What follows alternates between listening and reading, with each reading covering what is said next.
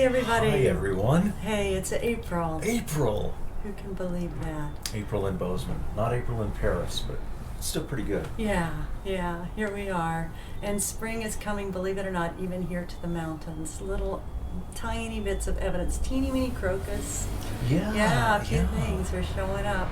Yeah. And we may get more snow, you never know. Probably We probably will. Probably. Almost certainly. Yeah. But we're getting spring too, which is the beginning of the cycle up here in the northern hemisphere for the production of food. Yeah, domestically and all through the wild. This is the season when all those good nutrients are being drawn out of the soil and creating vegetation that gets eaten by critters, and then sometimes we eat the vegetation, sometimes we eat the critters. But it's the beginning of life. This is the season of life. And this is the way it goes, round and round and round. And it's a reliable rhythm. One of the things that we've been thinking about that is that this is a rhythm, and there are rhythms and actually baselines. This renewal is a baseline in the natural world. A baseline among humans is that we have made it as far as we've made it. You've heard us say this before, because we are fundamentally cooperative. We are cooperative and kind, and those are reflections of our understanding or operationalizing of the fact that we're connected with everything. And so we are thinking about food, but we're also thinking about the ongoing conflict and the war and the horror in Ukraine. And how do those two things fit together? Well, we're just looking at how the cooperation and kindness across Ukraine among the Ukrainian people, and then in Poland certainly, and the other places where the refugees are being accepted. Now fully 1/4 of the population of Ukraine is out of Ukraine. 70% of the children are out of Ukraine, those that have survived. And the kindness that is showing up throughout the world, the cooperation, the connection, is what we see and what makes possible the emergence of spring over and over again. It's very natural. Yeah, and I would flip that too, because it's the coming of spring, the coming of the growing season, that probably fostered the original capacity for humans to be cooperative in the first place, because it was around food, the need to secure food for you and your family or your kin, however big the group was, that brought all kinds of cooperative behaviors to humans, just like wolves are incredibly cooperative when it comes to securing food, as are many other animals. You know, we had the very good fortune of connecting with Susan Bragdon, who is a global food security policy person. And I got to interview her for the How It Looks From Here podcast, and that will go live the first of this month. So we invite you to listen to that. But that's a different take on the role that food plays in so many considerations, especially the connection with climate change and the connection with disease. There are all sorts of things that you can learn more about by listening to that. Gary and I have been thinking about the way that historically our species has tended to cooperate, right? Most of the time that humans have been around. Yeah, I think because we're limited in our speed, in our strength, we turned to other facilities, brain-based facilities, to learn behaviors that allowed us to gain strength we didn't have as individuals by virtue of acting in concert with other people, and that's our strength. So when hunter-gatherers kind of shifted from being very dispersed to being more in communities of, say, 100 or so, way back, most of those communities didn't war with other communities. There wasn't evidence of war. It was really more bartering, right? Yeah, it was, what do you definitely. need? What do we have? Kind of like the way the trees do, from my understanding. And I would say that would probably have remained true in much of the world, including the Western Hemisphere, into the 1400s, 1500s, through the Middle Ages anyway. So this notion of much more competitive, ferocious, I've got mine now, you stay away and you get yours, that's sort of a recent evolution. Yeah, there is evidence that it was likely. I should say devolution, sorry. Yeah. Because that's not evolution. It was a devolution.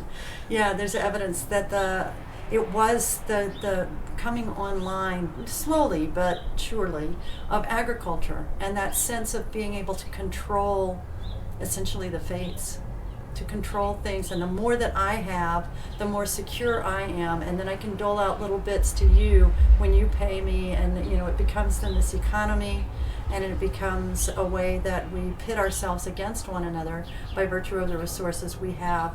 And you can see right now in the way we're using sanctions. This is where we are. This is where a lot of human culture, most, and certainly the most powerful parts of human culture are right now.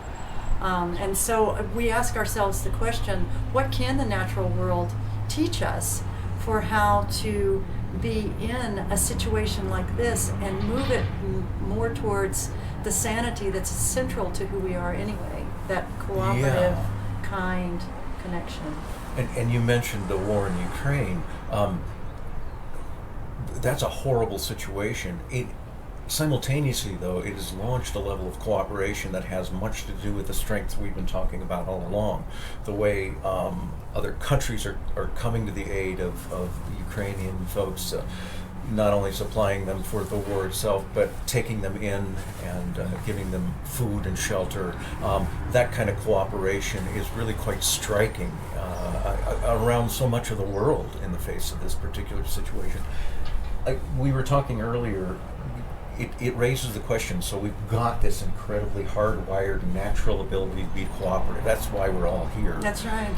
And we're going to have to start to use that to anticipate things that could be a problem in the future, and climate change is one of those. Right. As climate change shifts the map of what can be an agricultural region of the world and what can't be, there's going to be, of course, migration of people who are suddenly not able to grow the food that they've grown for thousands of years in a place. And what can we do to ease that shift of population and not make it just another excuse to go to war because other people who are starving are trying to get into our countries, and that's not okay. So leaning more back toward the barter thinking, we've got this extra and you've got this that we can use, and how can we share that? Some people will have nothing because they'll be coming from really devastated areas. So there is that anticipation. And there also is this fact that we have, Gary and I often say we have everything we need. And that's an empirical question. You can check that. We don't draw on it necessarily, but we do have it. We have this capacity to cooperate, and we certainly have the capacity with our frontal lobes to reason out what's going to happen if we keep doing this conflict and war and conflagration, and just the damage to the ecosystem alone is so profound, and certainly the damage to human life. But you all know that. One of the things that came actually clearer as I listened to Susan Bragdon during the podcast, at about 70%, maybe more, of the food that is produced and made available across the globe is made available by small-scale farmers. So these are people who know from their heritage how to work the land, how to listen to the land, how to follow the land, and historically have created very diverse nutritional palettes.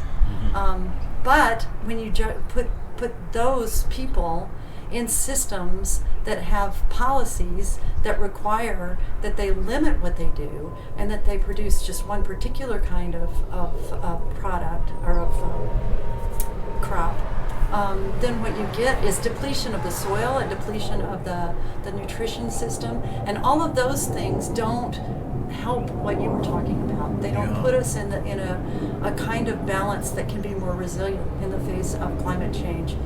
And so, is it the Department of Defense for this country that says that the number one threat to public safety or to well-being is to peace, is climate change? Yeah, and that's been true for now, I think, 6 years running.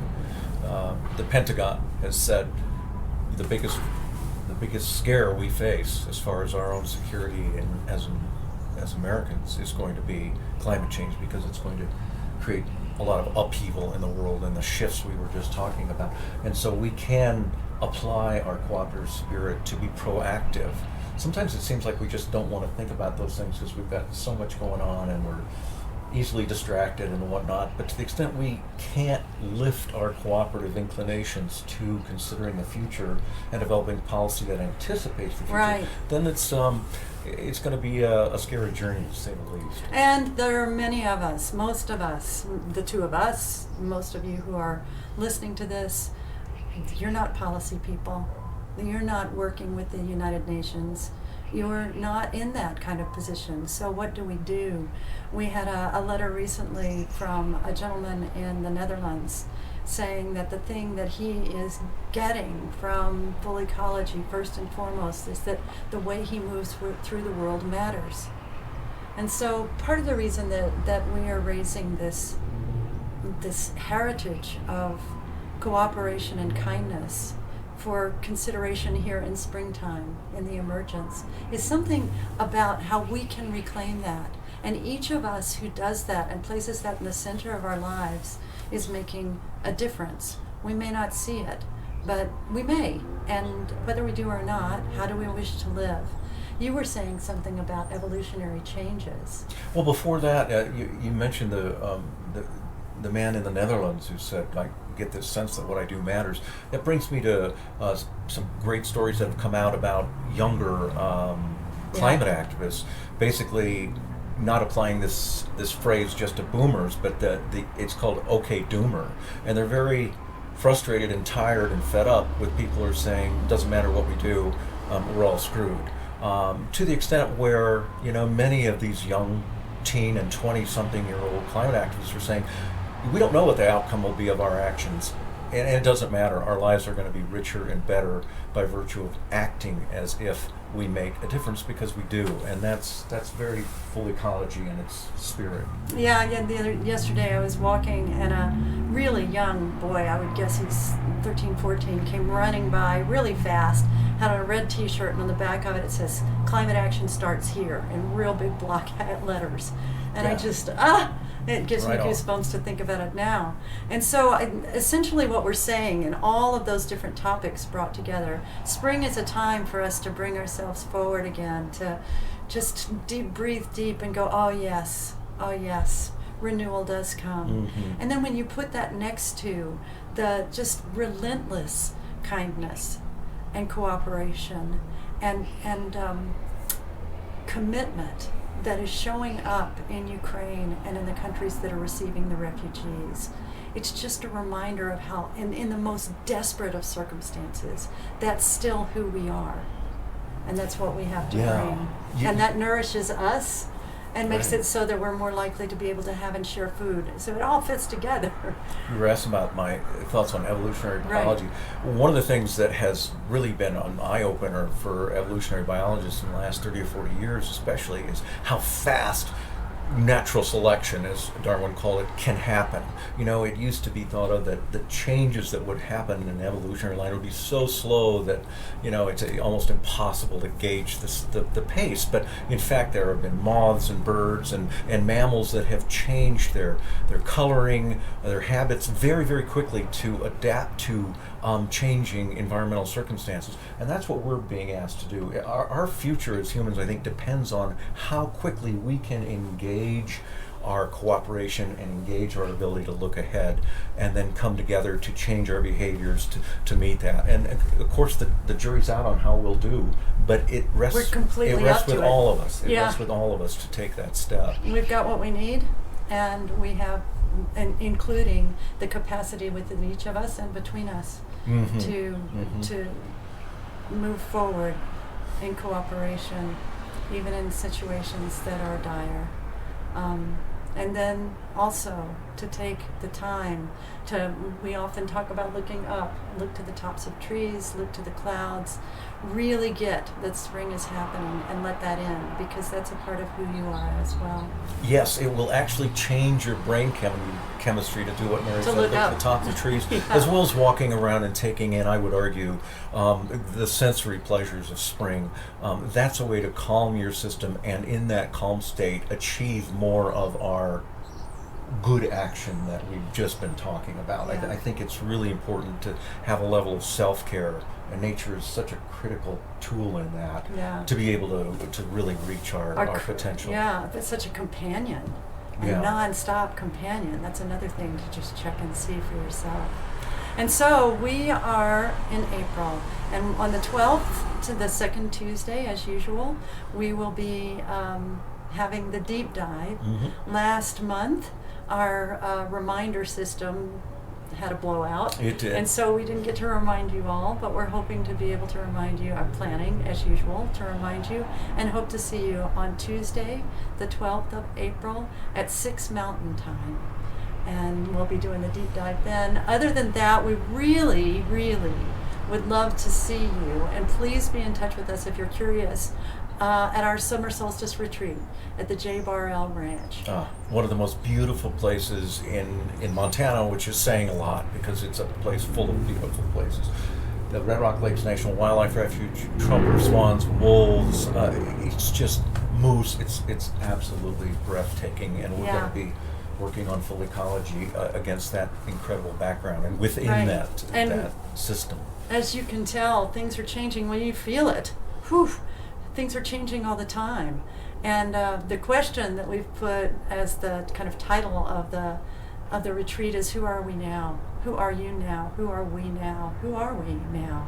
And at the time that we authored that, it was thinking COVID, but we put it with everything else. And who knows between now and then? But the point is, what can the fullness of ecology do to support all of us, and to help us support our families and our communities and ourselves? And this as is we a go time. forward. This is a time to really reclaim what the idea, as well as the practice of what really is working, because we refer to that all the time. That's right. There's a lot working in you, and this is a retreat that's very focused on you becoming empowered and us becoming empowered as a group by virtue of what's working.